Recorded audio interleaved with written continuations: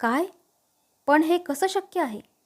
राधिका आणि माझ्यासमोर खूप मोठा प्रश्न निर्माण झाला होता.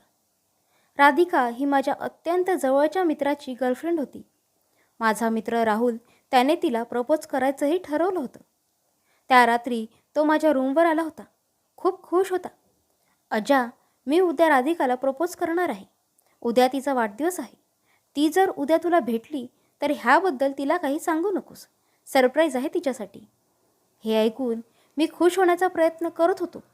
पण हेही सत्य होतं की मी राधिकावर आणि राधिकासुद्धा माझ्यावर प्रेम करायला लागली होती. त्या रात्री माझ्या डोळ्यासमोर आमच्या जुन्या आठवणी येऊ लागल्या. मी आणि राहुल चड्डी-बडीच होतो. मला आठवतंय, लहानपणी तर मी जितका माझ्या घरी राहिलो नसेल तितका राहुलच्या घरी राहत होतो. कधीकधी तर लोक आम्हाला सख्खी भावंडच म्हणायचे. हळूहळू दिवस कसे निघून गेले कळालंच नाही. योगायोग बघा, आमच्या दोघांचंही सिलेक्शन एकाच मेडिकल कॉलेजमध्ये झालं. तिकडे मात्र आम्हाला सोबत राहायला मिळालं नाही, पण आमचा धिंगाणा सुरूच असायचा. बघता बघता आम्ही मेडिकलच्या शेवटच्या वर्षात आलो आणि तिकडेच आम्हाला भेटली राधिका. राधिका आमची ज्युनियर होती. नुकतीच पहिल्या वर्षात आली होती. मला आजही तो दिवस आठवतो जेव्हा माझी नजर तिच्यावर पडली होती. नेहमीप्रमाणे मी आणि राहुल लेक्चरसाठी लेट झालो होतो. आम्ही दोघं लेक्चर हॉलमध्ये जाणार इतक्यातच माझी नजर एका गोंधळलेल्या, थोड्याशा घाबरलेल्या मुलीवर पडली. दिसायला सुंदर, लांब केस, खारे डोळे आणि लाल कलरचा तिचा पंजाबी ड्रेस. जणू काही अप्सराच माझ्या डोळ्यासमोर होती. राहुल आत चालला गेला, पण मी मात्र तिच्या दिशेने जायला निघालो. "हाय, मे आय हेल्प यू?" तिने लगेच माझ्याकडे बघितले आणि विचारलं. "फर्स्ट इयर क्लासरूम कुठे आहे?" "माझा आज पहिलाच दिवस आहे आणि बघ ना किती उशीर झाला." मी तिला रस्ता दाखवला आणि ती लगेच त्या दिशेने चालत गेली. मी तिच्याकडे बघतच उभा होतो. इतक्यात लक्षात आलं की मी तिचं नाव देखील विचारलं नाही. एक्सक्यूज मी करत मी तिच्या मागे गेलो, पण ती क्लासमध्ये निघून गेली. अनेक दिवस अशीच निघून गेले. ती मुलगी मला दिसायची, पण ती सतत तिच्या मैत्रिणींसोबत असायची. तिकडे जाऊन तिच्याशी बोलायची हिंमत कधी झाली नाही आणि हळूहळू आम्ही देखील परीक्षेच्या तयारीला लागलो. परीक्षा संपल्यानंतर आमच्या कॉलेजमध्ये वार्षिक स्नेहसंमेलनाचा कार्यक्रम होता. मी उत्सुक होतो की ती मुलगी मला पुन्हा दिसेल. मी सुद्धा त्या कार्यक्रमात भाग घेतला होता. मला कविता लिखाण आणि वाचनाची आवड होती. माझा परफॉर्मन्स झाला आणि मी बॅकस्टेजला पोहोचलो. मी बघितलं की ती मुलगी पण तिकडेच उभी होती.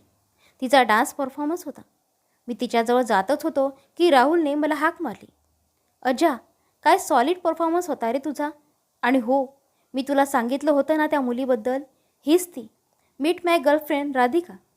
राहुलने तिच्या खांद्यावर हात ठेवला होता. हे बघून आणि ऐकून मला काय बोलावं हे कळतच नव्हतं. तेवढ्यात राधिका बोलली, "अरे, आपण तर पहिल्याच दिवशी भेटलो होतो ना. सॉरी हं, त्या दिवशी मी तुला काही न बोलताच तिकडून निघून गेले.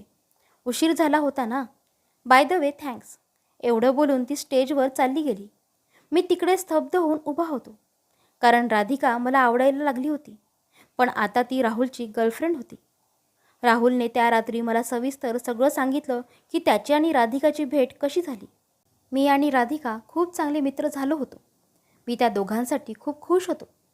अजूनही मनात राधिकाविषयी भावना होत्या, पण त्यानंतर मी त्या कधी समोर येऊ दिल्या नाहीत. सगळं काही व्यवस्थित सुरू होतं. आम्ही तिघं मिळून खूप धमाल मस्ती करायचो. हळूहळू राधिका आणि माझ्या गप्पा वाढत गेल्या.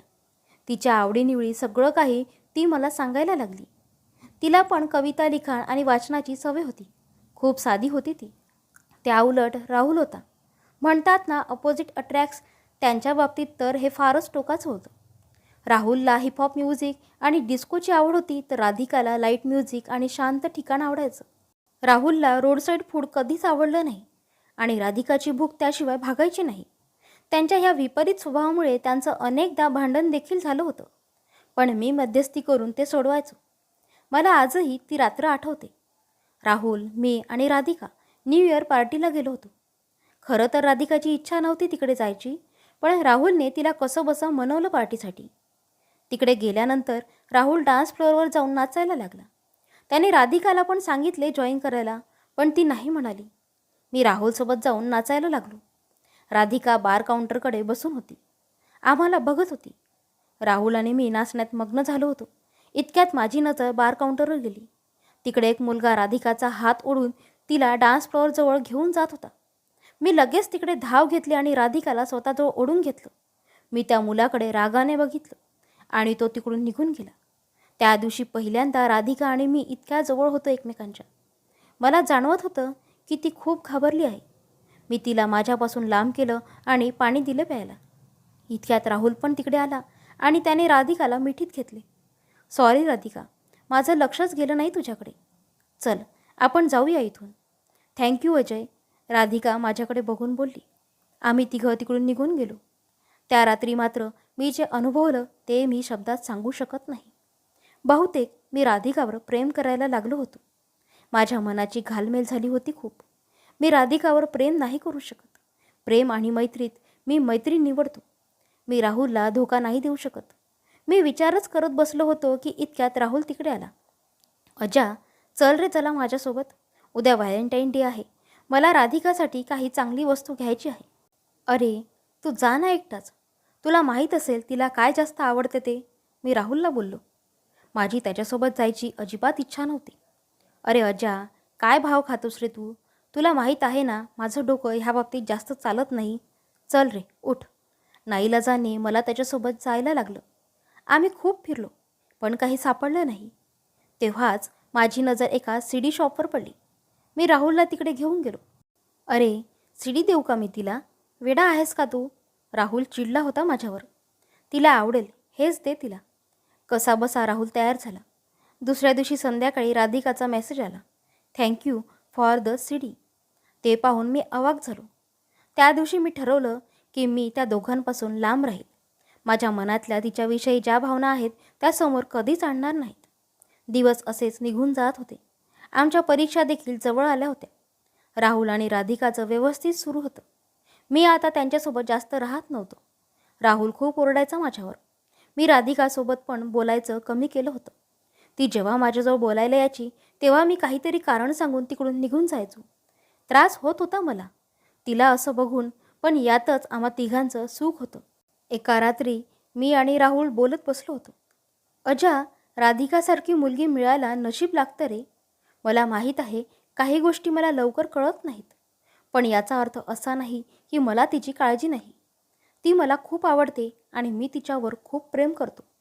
इतकं बोलून राहुल माझ्याकडे बघायला लागला.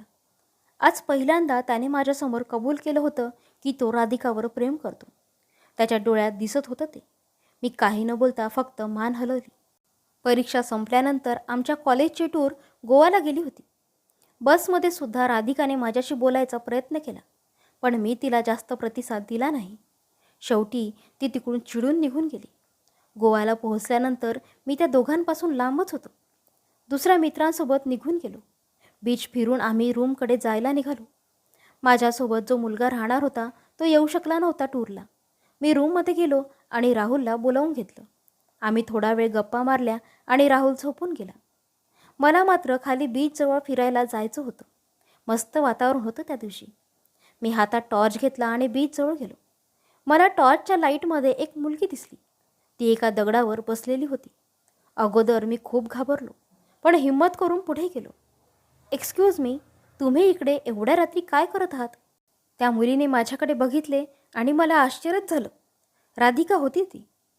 तू एवढ्या रात्री इथे काय करत आहेस? चल तिकडे उजेडात. मी नाही येणार. तुला काय करायचं? तू तर माझ्यासोबत बोलत पण नाही, तर आता मी तुझं काय ऐकू? राधिका खूप चिडून बोलली. मलाही तिचा खूप राग आला होता. मी लगेच तिचा हात धरला आणि तिला ओढत उजेडात घेऊन आलो. तुझी हिंमत कशी झाली? आणि तू कोण आहे रे माझी काळजी करणारा? एवढं बोलून राधिका तिकडून निघून गेली. तिचं हे असं बोलणं टोचलं होतं मला. मी देखील तिकडून निघून आलो आणि विचार करत करत झोपून गेलो. सकाळी उठलो तेव्हा राहुल रूममधून निघून गेला होता. माझा फोन मी हातात घेतला तेव्हा राधिकाचे 10 मिस कॉल होते आणि सॉरीचे 20 मेसेज होते आणि शेवटी एक मेसेज होता, आय लव्ह यू. मी उठून ताडकून उभा राहिलो. माझ्या छातीत धडधडायला लागलं होतं. मला भीती वाटत होती की राहुलने मेसेज वाचले तर नसतील ना. मी लगेच आवरून खाली गेलो. तिकडे बघितलं तर राधिका एकटीच उभी होती. मी तिच्याजवळ गेलो आणि घडलेल्या प्रकाराबद्दल विचारायला लागलो. हा काय मूर्खपणा आहे राधिका? आणि राहुल कुठे आहे? कसला मूर्खपणा? जे खरं आहे ते मी कबूल केलं आहे. तू पण करतोस ना माझ्यावर प्रेम? छे, मी तुझ्यावर प्रेम करत नाही. अगोदर तू मला सांग, राहुल कुठे आहे? तू कोणाशी खोटं बोलतोय अजय? तुझ्या डोळ्यात स्पष्टपणे दिसतंय तू माझ्यावर किती प्रेम करतो ते. ते सगळं जाऊ दे. अगोदर तू मला सांग, राहुल कुठे आहे? मी राधिकाला ओरडून विचारलं. तेवढ्यात राहुलने माझ्या खांद्यावर हात ठेवला. काय झालं रे? एवढा काय चिडलास तू तिच्यावर? मी इकडेच बीचवर गेलो होतो फिरायला. सकाळी लवकरच झोप उघडली, विचार केला जरा फिरून यावं. राधिका तिकडून निघून गेली होती. मी आणि राहुल गप्पा मारत बसलो होतो. संध्याकाळी बोनफायर करायचं ठरवलं. टूरचा शेवटचा दिवस होता तो. मी रूममधून बाहेर पडलो. राहुलला थोडा उशीर होणार होता म्हणून मी पुढे निघालो. बोनफायरच्या ठिकाणी जाऊन उभं राहिलो. राधिका येऊन माझ्या शेजारी उभी राहिली. राधिका, हे तू काय चालवलंच आहे? एवढं बोलून मी तिच्यापासून लांब जाऊन उभा राहिलो. ती पुन्हा माझ्या शेजारी येऊन उभी राहिली. अजय, तुला माहीत आहे का रे सोलमेट म्हणजे नक्की काय? हा काय प्रश्न आहे? आणि अशा गोष्टींमध्ये माझा विश्वास नाही. मी राधिकापासून थोडं अंतर ठेवून बोललो. पण मला माहीत आहे ना, सोलमेट म्हणजे एक अशी व्यक्ती जी आपल्याला अगदी जवळची वाटू लागते. त्या व्यक्तीचं वागणं, राहणं, आवडीनिवडी अगदी तुमच्यासारख्याच असतात. आणि माझ्या आयुष्यातील ती व्यक्ती तू आहेस. अगोदर ह्या सगळ्या गोष्टींवर माझा विश्वास नाही बसायचा. पण व्हॅलेंटाईन डेला मला जे गिफ्ट मिळालं त्यावरून माझी खात्री पटली. मला माहीत आहे तू माझ्यावर प्रेम करतोस. राहुल पण खूप चांगला मुलगा आहे. पण एक खरं सांगू, त्या न्यू इयर पार्टीमध्ये झालेल्या प्रकारानंतर सगळंच बदललं रे. मला माहीत आहे राहुलला पण माझी काळजी असते. पण मी जेव्हा तुझ्यासोबत असते तेव्हा तो अनुभव खूपच वेगळा असतो. हे तू काय बोलत आहेस? मला अजिबात कळत नाही आहे. आणि ते गिफ्ट राहुलची पसंत होते. कोणाशी खोटं बोलते अजय? त्या सीडीमध्ये सगळे लाईट म्युझिक सॉन्ग आहेत. आणि राहुलला तर ते सॉन्ग अजिबात आवडत नाहीत. आणि मला आठवल्याप्रमाणे मी त्याला कधीच सांगितलं नव्हतं याबद्दल. तूच होता ज्याला हे माहीत होतं. राहुल आणि मी खूप वेगळे आहोत. आमच्या आवडीनिवडी पण खूप वेगळ्या आहेत. पण राहुल तुझ्यावर खूप प्रेम करतो. त्याने हे स्वतः कबूल केलं आहे माझ्यासमोर. आणि तुला एक सांगू राधिका, या जगात कोणीच परफेक्ट नसतो. म्हणून सगळं विसरून जा. हो, मी तुझ्यावर प्रेम करतो. पण मला राहुलबरोबरची मैत्री खूप महत्त्वाची आहे. आपण हे सगळं इथेच थांबवू. तेवढ्यात मला राहुल येताना दिसला आणि मी राधिकापासून लांब जाऊन उभं राहिलो. दुसऱ्या दिवशी सकाळी आम्ही पुन्हा कॉलेजसाठी निघालो. माझ्या आणि राधिकाच्या मनात विचारांचा खूप गोंधळ उडालेला होता. मी तिच्याशी नीट बोलतसुद्धा नव्हतो. मी जुन्या आठवणीतून बाहेर पडत जागा झालो. राहुल आज राधिकाला प्रपोज करणार होता. काल संध्याकाळी राधिका मला भेटली होती. आपण एकमेकांना विसरून जाऊया, ह्यातच आपलं तिघांचं सुख आहे. काय? पण हे कसं शक्य आहे? तू म्हणतोस ना, प्रेम आणि मैत्रीमध्ये तू मैत्री निवडशील? तर मग ठीक आहे. मी तुमच्या दोघांमध्ये आले आणि आता मीच तुमच्या दोघांच्या आयुष्यातून निघून जाते. एवढं बोलून राधिका रडायला लागली. मी तिला जवळ घेतलं. राधिका, आयुष्यात अशा गोष्टी घडत असतात गं. नेहमीच आपल्याला हवं ते मिळत नाही. राहुल खरंच खूप चांगला आहे. वेळेबरोबर तोही बदलेल. आपलं प्रेम विसरून जा. आपल्या आठवणी आहेत ना सोबत. एवढं बोलून मी तिला घट्ट मिठी मारली आणि रूमवर निघून आलो होतो. मी राधिकाला विश करण्यासाठी फोन उचलला. तेवढ्यात राहुलचा कॉल आला. अजा, लवकर खाली. एवढं बोलून त्याने कॉल कट केला. मला थोडं आश्चर्यच वाटलं, कारण आज राहुल तर राधिकाकडे जाणार होता तिला प्रपोज करण्यासाठी. मी त्याला फोन करत होतो, पण तो फोन उचलत नव्हता. मी लगेच खाली गेलो आणि माझ्यासमोर राधिका उभी होती. राहुल कुठेच दिसत नव्हता.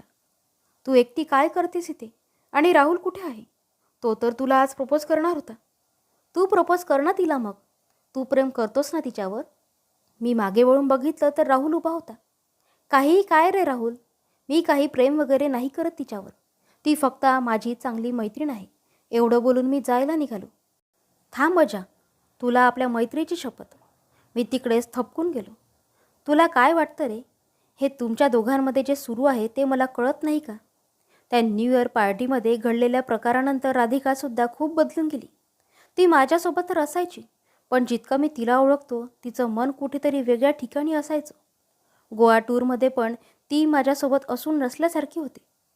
त्या रात्री माझी झोप उघडली तेव्हा मी तुला शोधत बीचवर पोहोचलो. तिकडे घडलेला सगळा प्रकार बघितला. दुसऱ्या दिवशी सकाळीसुद्धा मी राधिकाचे मेसेजेस बघितले होते. तेव्हा मला कळालं तुमच्या दोघांबद्दल. आणि काय रे, तू नेहमी म्हणतोस प्रेम आणि मैत्रीत मैत्री निवडशील, तर मग राधिकाला निवड.